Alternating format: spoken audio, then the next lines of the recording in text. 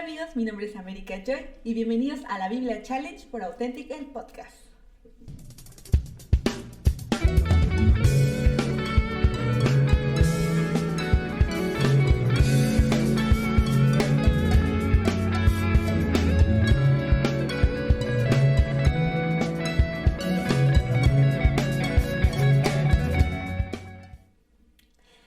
Bueno amigos, estoy muy contenta de estar aquí con ustedes. Sabemos que ha pasado ya 4 semanas, 5, ya con esta que acaba de cursar y estamos muy contentos nosotros de poder seguir compartiendo de la palabra, de poder seguir estudiándola, analizándola. Y bueno, esta semana yo creo que para mí fue algo como muy revelador. Siento que Jesús, Dios me habló a través de su palabra y estoy muy contenta de poder compartirles hoy lo poquito que a lo mejor quizás yo entendí y que ojalá también ustedes hayan entendido. También sí hay cosas que a lo mejor quizás yo todavía no comprendí, pero ustedes sí, déjenlo en los comentarios, vayan a nuestras redes sociales, revisen, chequenlo y cuéntenos también cómo ha sido su experiencia con todo este reto.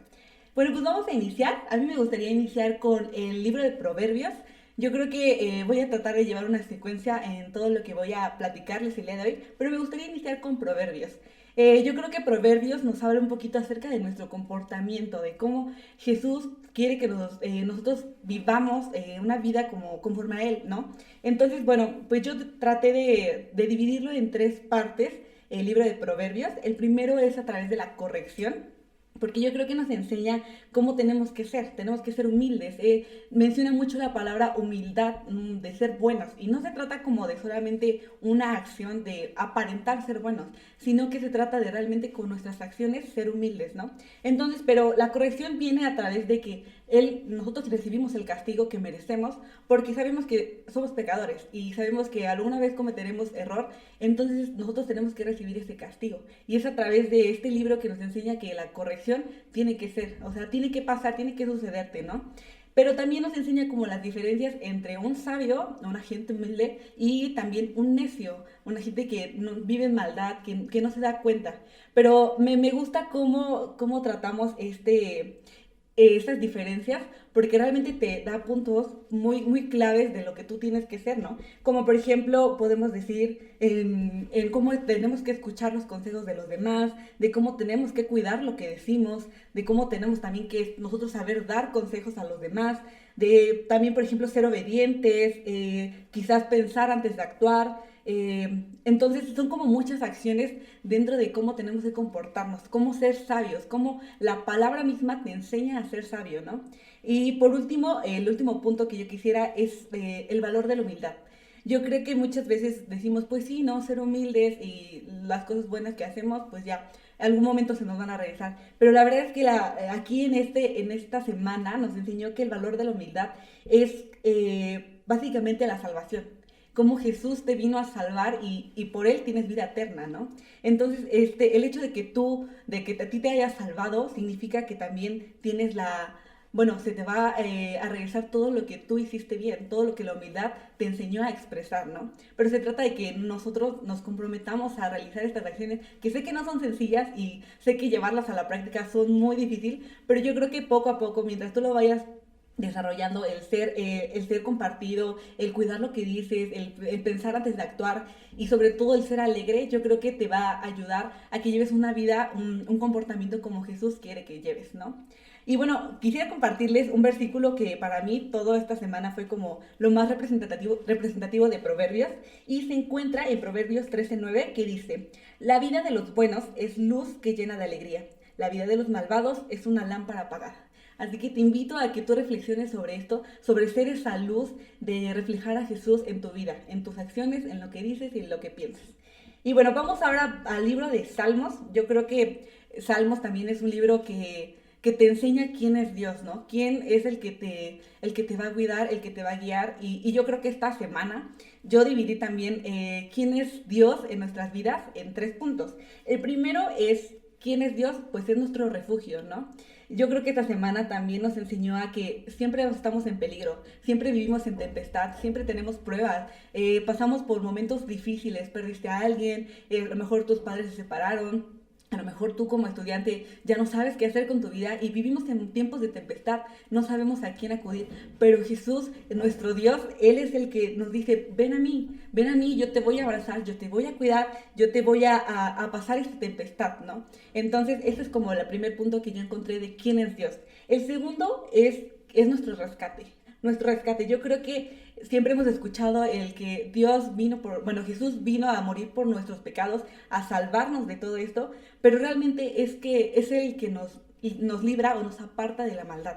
Yo creo que muchas veces entendemos como, bueno, sí, pasa, ok, es lo único que tiene que pasar, pero realmente esto es algo que tú tienes que tener en mente. Él vino a salvarte a ti, vino a rescatarte, vino a apartarte del mal y no quiere que vuelvas ahí, a ese lugar que te hizo pasar de la tempestad o vivir en miedo, en peligro y todo eso. Y el último punto, y que creo que es el que más a mí me impacta, y es que Jesús, bueno, nuestro Dios, es nuestro sanador. Nuestro sanador. Yo creo que cuando pasamos un tiempo de tempestad, después de ese proceso, es cuando quedan como grietas. Me refiero a que tú no vuelves a ser el mismo cuando empezaste con la tempestad en el proceso y cómo terminaste, ¿no? Y muchas veces, a veces quedamos como con miedo, quedamos como avanzar, a dar el siguiente paso, ¿no? Pero Jesús, bueno, nuestro Dios, Él es el que nos da nuestra alegría. Él nos regresa, nos sana y nos regresa como a vivir en plenitud, en libertad. Entonces yo creo que algo que a mí me impacta mucho es que nos enseña como a ser humildes, ¿no? Y regresamos otra vez a lo que te platicaba en un inicio de lo que nos enseña Proverbios, a ser humildes. Entonces digamos que estos dos libros se conectan porque así como Dios nos sanó y todo, también nos enseña a ser humildes y es lo que regresamos al libro de Proverbios. Y a mí me gustaría dejarte también un versículo que para mí, bueno, son varios versículos que me plasmaron o que yo quedé como impactada ante ellos y se encuentra en Salmos 18, digamos que son los últimos 3 versículos de este capítulo, pero que dice, desde los altos cielos me rendiste la mano y me sacaste del mar profundo. Se enfrentaron a mí en el peor momento, pero tú me apoyaste, me diste libertad y me libraste porque me amas. Entonces yo creo que déjate sorprender por el amor de Dios, que Él es el único que te va a sacar de la tempestad, te va a sanar y bueno, te va a llevar a ser otra persona. Y recordemos que la escritura nos enseña a cómo tenemos que ser, ¿no? Y bueno, algo que me gustaría también como platicarte es sobre el libro de Mateo. Y yo creo que a mí Mateo, para mí, fue de los libros que yo realmente aprecio mucho en estos momentos porque yo creo que nos enseña la vida de cómo fue Jesús aquí en la tierra, de cómo este cielo llegó aquí a la tierra, ¿no? Entonces realmente este libro de Mateo es muy revelador. Yo siento que yo me sentí más cerca de Jesús el poder leer qué hacía y todo lo que nos enseña a través de este libro de esta semana, ¿no? Y bueno, también traté de dividirlo un poquito para que podamos entender lo que se trata estos tres partes que yo traté de dividirlo. Y el primero es acerca de los milagros. Yo creo que semanas anteriores ya estamos estudiando y hemos visto cómo Jesús vino a sanar a muchos, sanó a ciegos, levantó incluso a los que no podían hacerlo. Entonces realmente vemos mucho esto. Pero justo esta semana nos enseña como tres momentos donde Jesús hizo milagros. Bueno, hizo varios además, pero siento que los que más resaltaron fue acerca de el muchacho que tenía, bueno, que estaba como siendo opreso por este demonio que no podían sacarlo. Incluso sus discípulos lo hicieron antes de Jesús y no pudieron. Pero cuando Jesús llega y vemos que Él sana al joven, pues es un milagro. O sea, ¿cómo es que a lo mejor sus discípulos tenían la capacidad, pero no lo lograron hacer? ¿Y por qué Jesús sí? Entonces eso es como que, es algo que, bueno, yo digo, wow, ¿cómo es que Jesús pudo hacer eso, no? Y bueno, otro de los milagros que hizo, y ya se encuentra como al final de esta semana, es acerca de los ciegos, ¿no? El cómo eran rechazados, cómo hasta incluso se les negó, se les apartó de todo esto, y Jesús dice, a ver, no, ¿qué está pasando? ¿Por qué los apartan? Y Jesús va a ellos y los sana, ¿no? Entonces eso significa que Él nos seguía a este mundo, a lo que nuestro pensamiento también dice, porque muchas veces nos ha pasado, ¿no? De que intentamos alejar a personas o decir, es que tú no me caes bien, es que tú no esto, pero Jesús no, Jesús iba por esas personas que realmente dicen, bueno, o sea, ellos no merecen esto, pero Jesús dice, lo merecen todos, ¿no? Entonces yo creo que es algo que también a mí me impacta. Otro de los milagros que también me impactó demasiado fue el que dio de comer. La semana anterior también había hecho un milagro parecido y lo hizo, pero esta semana también hemos visto que también dio de comer a toda una multitud. Y me sorprende porque de los 7 panes y los pescados que tenía él, repartió hasta a 4,000 hombres y todavía mujeres y niños y todos quedaron pero satisfechos, ¿no? Entonces me sorprende mucho cómo es que Dios de la nada lo convierte en un todo, ¿no? Entonces yo creo que eso es maravilloso y yo siento que impacta demasiado, ¿no? Otra de los milagros, pero que ya lo quiero enfocar ahora a las enseñanzas, porque sabemos que Jesús enseñaba en todo momento. Él, en las semanas pasadas también hemos visto que él enseñaba con ejemplos, pero esta semana, justo en específico, nos enseña muchas cosas que yo sentí que eran puntuales y que por algún motivo lo hizo, ¿no? Entonces, el primero de ellos, y que lo hizo a través de un milagro, fue en confiar en Dios, confiar en Él, confiar en que lo que Él hacía era lo que era verdaderamente, ¿no? El Hijo de Dios, ¿no? Entonces, lo hizo a través de un milagro que una madre cananea se acerca a él y le dice, ¿sabes qué? Necesito que mi hija sane, ¿no? Pero él le dice, no, no puedo, no mereces, ¿no? Pero ella le dice, es que yo confío en ti, yo sé que tú la vas a sanar, incluso nada más orando por ella, se va a quedar sana. Y Jesús vio en ella su confianza, vio cómo Jesús actuaba y fue como fue sana su hija, ¿no? Entonces eso me impacta mucho porque nos enseña a confiar, y es algo que a lo mejor quizás los discípulos con el muchacho les faltó, ¿no? Les faltó el confiar, porque precisamente Jesús llegó y vio que no podían sacar al demonio y les dice, es que no confían en Dios lo que puede hacer. Y entonces creo que esa es la primera enseñanza que a mí me impacta de todo el libro de Mateo, a confiar en Dios, a confiar quién es verdaderamente, ¿no?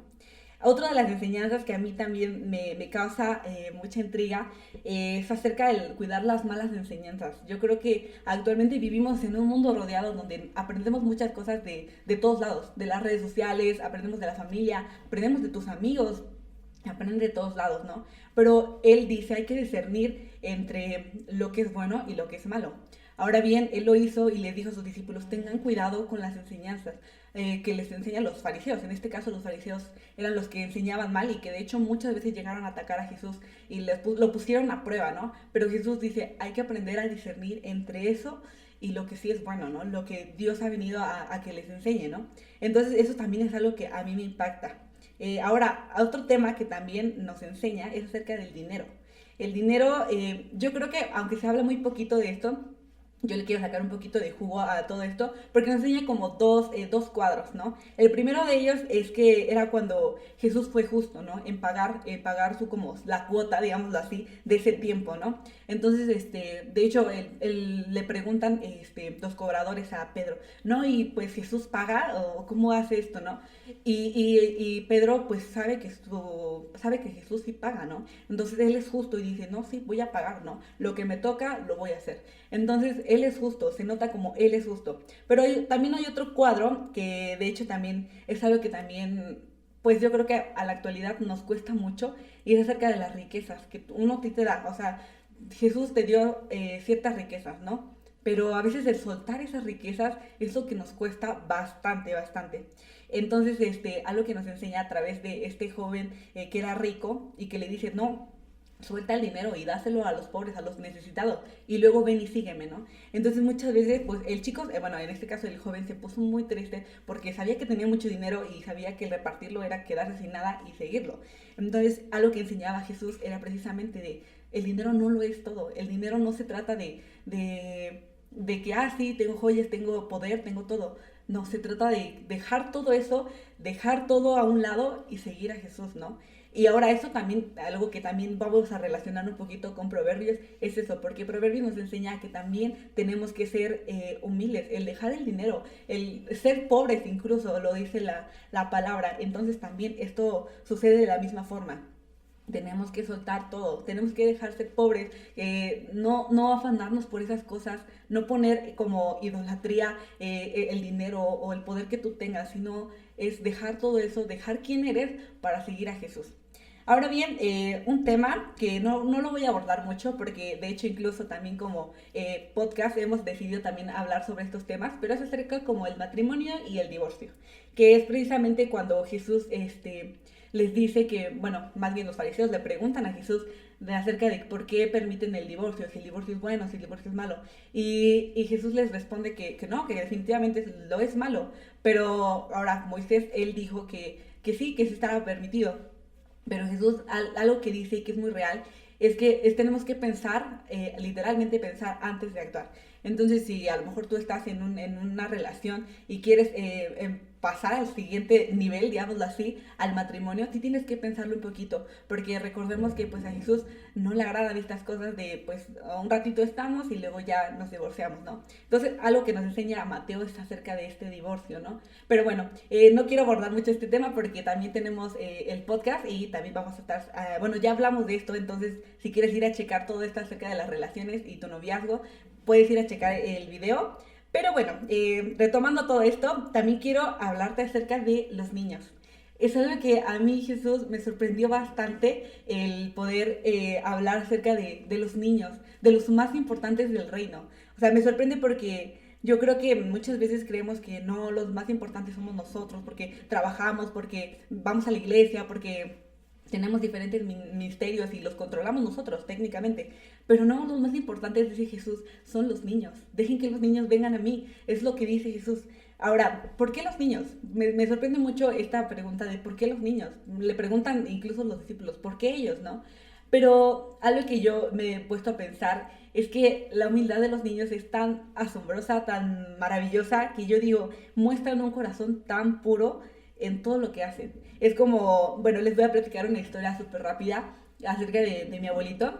Recuerdo que una vez estaba él corriendo y se encontraba un niño, iba con su papá el niño, pero encontró a un niño. Y me recuerdo que los dos se miraron, o sea, si yo lo veo como, yo vi ese momento, pero estaba más atrás. Vi como mi abuelito miró al niño y el niño se quedó como se quedaron mirando un ratito y mi abuelito lo saludó. Entonces, pues el niño no lo conocía, definitivamente. Muchos hubieran dicho así como de, ay, no, ¿por qué me habla, no? ¿Por qué se dignó en saludarme incluso o mirarme, no? Unos pensarían, la gente más grande incluso se incomodaría por el momento. Pero el niño, en vez de eso, volteó a ver a mi abuelito y lo saludó también, o sea, y fue con una alegría como de, sí, hola, o sea, como si se conocieran de tanto tiempo. Entonces, ahí vemos cómo el corazón de un niño es tan puro, es tan bonito el poder presenciar este tipo de acciones y a lo mejor si tú tienes sobrinos, si tienes primos pequeños, te das cuenta que su humildad es tan maravillosa, ¿no? Entonces por esa razón que yo creo que Jesús dice, tienen que ser como estos niños, de esa humildad, ese mostrar ese corazón puro, ¿no? Y ahora bien, algo que también nos menciona es acerca de cómo tenemos que instruir, cómo tenemos que guiar a estas ovejas. Él lo compara con unas ovejas y que no permitamos que ellos se aparten del camino. Porque si bien lo decimos, digamos que nos pone este panorama de acerca de las 100 ovejas que tiene y una se pierde en el camino y cómo tenemos que ir a buscar a esa oveja para traerla de regreso. Y nos vamos a sentir más contentos por ir por esa oveja y regresarla que quedarnos con las otras 99 y no ir por la otra. Entonces es algo que también tenemos que hacer. El guiar a los pequeños es también estar ahí detrás de ellos, es enseñarles quién era Jesús y qué hace en su vida, ¿no? Pero algo que también tenemos que traer un poquito más a nuestra vida es que tenemos que ser como niños. Nosotros tenemos que actuar con esa nobleza, esa humildad, esa alegría, el compartir como un niño lo hace. Ahora, yo creo que también, si todos somos niños, si todos actuáramos como niños, tenemos que también ser como este pastor de ovejas, que tenemos que ir a buscar al perdido. No podemos quedarnos en la comodidad de quedarnos con 99 ovejas que ya están bien, que están en el camino. Tenemos que ir por esa una oveja, por esa ovejita que se perdió en el camino, tenemos que ir por ella para poder regresarla al camino. Entonces yo creo que también nos enseña a traer esa niñez a nuestra vida, que tú la pongas en práctica y que te arriesgues también por ir por las ovejitas, ¿no? Algo también que nos enseña es acerca de la envidia. La envidia, yo creo que aquí lo pone, y que de hecho quiero también citar como una frase de una canción que se me hizo curiosa, y es acerca de ser último es ser el primero. Y yo creo que este cuadro de acerca de los pagos hacia los trabajadores es precisamente el no ser envidioso con el último que llegó y que recibió la misma paga por menos tiempo. Y tampoco tenemos que tener envidia por el último, bueno, por el primero que vino, que tuvo más tiempo y que se le pagó lo mismo. Y esto me refiero pongamos en un ejemplo algo más sencillo. Y esto es acerca de, precisamente de cuando personas crean una iglesia, ¿no? Pongamos que un pastor se tardó menos tiempo en construir una iglesia de tal magnitud, y lo hemos visto, son casos reales, ¿no? Que en poco tiempo se crea una iglesia, ¿no? Y yo creo que a veces tenemos envidia por esos hermanos de cómo hicieron eso, cómo alcanzaron eso. Pero Jesús le dice, no, o sea, eso no es, de eso no se trata, ¿no? Se trata de que realmente tú no tengas envidia. Lo que tú estás haciendo está bien, pero no tienes que tener envidia por el otro, porque entonces se pierde todo esto. Entonces no hay que tener envidia. La última cosa que me quisiera abordar acerca de las enseñanzas es acerca del perdón. El cómo el perdón actúa en todo esto es un trabajo muy difícil. Desde que tú cometes una acción, el hecho de que tú cometas la ofensa significa que tú tienes que pedir perdón. Se trata de que tú te encierres con la persona a la que ofendiste y decirle, ¿sabes qué? Perdóname por lo que te cometí y lo arregles, ¿no? Pero también se trata de el perdonar. El perdonar también es algo difícil, sobre todo cuando se trata acerca de que te hicieron una mala acción, lo que sea, lo más fuerte que haya sido.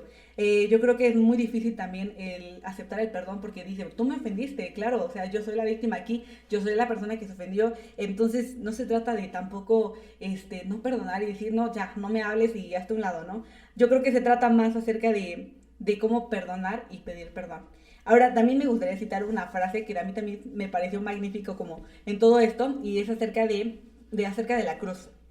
Porque muchas veces, cuando sobre todo nosotros, bueno, más bien a nosotros nos piden perdón, es más difícil que aceptemos ese perdón. Pero me gusta esta frase porque dice, cuando no encuentres una razón para perdonar a otro, o en este caso para pedir perdón, recuerda la cruz. Porque por esa cruz tú también fuiste perdonado.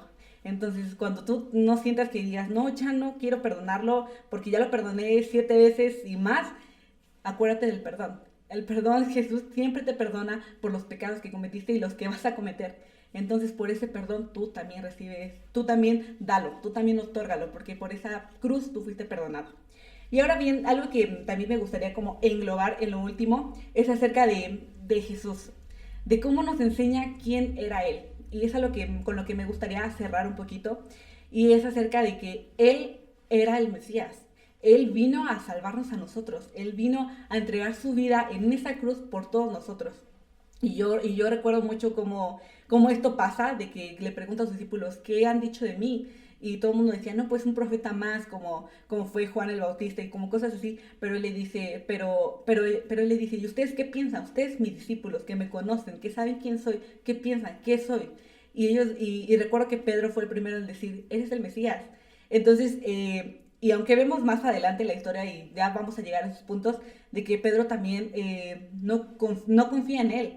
Entonces, el hecho de que tú, ahora ya con todo lo que hemos visto en Mateo y en los otros versículos, ¿quién es para ti Jesús? ¿Es esta persona que vino a salvarte o realmente solamente es un profeta más? Ahora, yo creo que a un momento a mí que me impacta y que yo creo que quiero que te pongas en ese momento, en la transformación de Jesús. O sea, pasa el hecho de que sube con Santiago, Juan y Pedro, suben al monte juntos y de pronto pasa este suceso en donde literalmente el rostro le brillaba como el sol. Y la ropa se puso tan blanca como sol de mediodía. O sea, no te puedes imaginar todo ese brillo en una sola persona, ¿no? Pero Jesús lo tenía ese brillo. Y todavía eso no se termina ahí, porque de todos modos viene una nube y le dice, Él es mi hijo y lo amo, obedézcanlo. Entonces yo quiero que te pongas en ese lugar. O sea, ¿tú qué hubieras hecho? ¿Tú hubieras actuado igual que Pedro de wow, no sé, hubieras tenido miedo como ellos? No sé, ¿cómo tú hubieras actuado? Digo, yo en mi punto yo diría, wow, o sea, no sé si a ti les pasa, pero a mí me encanta ver mucho el cielo, el sol, como todo eso, y de pronto que lo veas enfrente de ti a Jesús en este brillo, para mí es algo impactante, ¿no? Entonces esta transformación nos quiere decir que realmente sí era el Hijo de Dios, siempre fue Él, y yo creo que eso comprueba un poquito como de que Él era el Mesías, ¿no? Justo lo que nos platicaba Mateo. Y por último, y algo que también empieza como, no sé, a entristecer un poquito a los discípulos, es acerca de la crucifixión. Y es porque ya vemos aquí a un Jesús que habla acerca de la cruz en 3 ocasiones. Ya no solamente es una, ya no solamente son 2, sino 3 ocasiones. O sea, realmente Él nos habla esta semana de 3 momentos en donde les dice a sus discípulos, voy a morir. O sea, quiero que tú también seas ese discípulo, ¿no? Y que te sientes como al lado de Jesús y que te diga, voy a morir. Es como, wow, o sea, ¿qué hago? Tú hubieras actuado como Pedro quizás, que él cuando escucha esto se pone como muy altanero y dice, no, ¿cómo? Si Dios no va a permitir eso. O también te vas a poner como esos discípulos que se pusieron tristes por esa noticia. Pero no, Jesús no quiere que te pongas triste ni que te pongas altanero en saber por qué Dios hace las cosas, sino se trata de que nosotros confiemos en la voluntad. Porque de hecho incluso Jesús lo menciona, ¿no? Esta es la voluntad, esto es lo que tiene que pasar. Pero pues no se preocupen, porque incluso en la última vez que habla de su muerte, Él dice, voy a resucitar. Entonces yo creo que muchas veces nosotros queremos entender las cosas por nuestro propio modo, o sea, siempre el hombre ha sido así, queremos entender las cosas de por qué pasa, por qué tiene que hacer esto, por qué se fue, por qué a lo mejor falleció, por qué dejé que pasaran tantas cosas, ¿no? Pero muchas veces Dios dice, es que esta es la voluntad, esto es lo que yo quiero para tu vida. Entonces yo quiero que tú también esta semana también te quedes con eso, de esa esperanza que Jesús vino a tu vida. Y que tú no trates de entender las cosas, no trates de entender por qué Dios hace las cosas, sino que tú solamente aceptes eso y pongas la confianza total en Él. Entonces, esto es algo que siento que esta semana a mí me impactó demasiado. Y ahora aplícalo a tu vida. Todo lo que ya platicamos, lo que ya te conté, lo que tú pudiste experimentar, quiero que lo apliques en tu vida. No se trata de solamente platicarlo y decir, sí, sí, sí, entiendo quién es Jesús y todo esto, sino que apliques todo esto. Aplica la confianza, aplica ya quizás la humildad, aplica el saber reconocer quién es Dios, ¿no? Entonces, pues a mí me gustaría dejarte con este versículo que se encuentra en Mateo 20, 18 y 19. Que dice, como pueden ver, ahora vamos a Jerusalén, y a mí, el Hijo del Hombre, me entregarán a los sacerdotes principales y a los maestros de la ley. Ellos dirán, debo morir, y me entregarán a mis enemigos para que se burlen de mí, y para que me golpeen y me hagan morir en una cruz. Pero después de 3 días, resucitaré. Entonces hay que tener confianza, hay que dejarlo todo en manos de Él, y ser esa esperanza, que sea Jesús nuestra esperanza de poder avanzar, de poder seguir siendo humildes, de poder dejar que sea nuestro refugio, nuestro rescate, y simplemente continuemos siendo, ¿no? Seguidores de Jesús. Entonces, pues ya, creo que esto es lo que pudimos aplicar y podemos ver esta semana. Yo espero que te sigas animando a este reto. No te desanimes, ya estamos en la 5ª semana y sé que nos faltan muchísimas, y no veas como todo lo que nos hace falta, sino ve a tu tiempo, ve a tu tiempo. Si tú a ver este es el primer video que tú has visto, te invito a que nos acompañes en este reto. Ya tuvimos los primeros 4 videos acerca de esta Biblia Challenge, entonces para que no te los pierdas, ve a verlos para que también te ayuden los demás chicos a llevar este estudio. No estás solo, realmente cuéntanos cómo te ha sido para ti este momento, este suceso. Entonces, pues nada, quiero dejarte aquí con esto. Medítalo, óralo, ponlo en las manos de Dios y síguete animando a lo que está por venir. Recuerda que Dios es el que te va a dar entendimiento, Jesús es el que también te va a cuidar, te va a sanar. Y nada, esto es todo por el día de hoy. Mi nombre es America Joy y esto fue la Biblia Challenge.